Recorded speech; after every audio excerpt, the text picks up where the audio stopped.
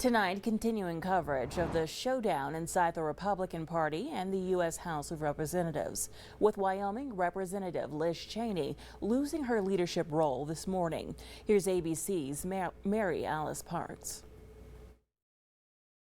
Just 15 minutes into their meeting, it was done. House Republicans, by way of a voice vote, removing their highest-ranking woman from her leadership position.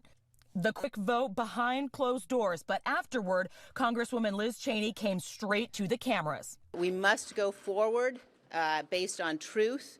We cannot both embrace the big lie and embrace the Constitution. Cheney adamant she will not stay quiet as former President Trump continues to make false claims about last year's election, adding today that she will do whatever she can to make sure he does not return to the Oval Office. We have seen the danger that he continues to provoke with his language. Cheney voted to impeach former President Trump after the siege on the Capitol by insurrectionists who demanded the election be overturned. Congressman Adam Kinzinger voted to impeach Trump too, and today defended Cheney. Liz has committed the only sin of being consistent and telling the truth. But the majority of the House GOP embracing the former president and accusing Cheney of being disruptive.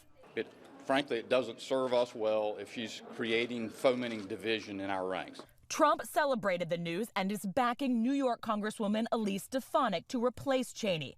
That vote is expected Friday, but some in her party saying she's not conservative enough, pointing to some of her past votes in favor of LGBTQ rights and against Trump's tax cuts. Now, House Democratic Caucus Chair Hakeem Jeffries said Liz Cheney did what a patriot would do. Now, at a meeting at the White House, Republican leader Kevin McCarthy claimed that no one was questioning the results from the last election, though he did vote to overturn the election results and urged his colleagues to vote against Cheney. Mary Alice Parks, ABC News, Washington.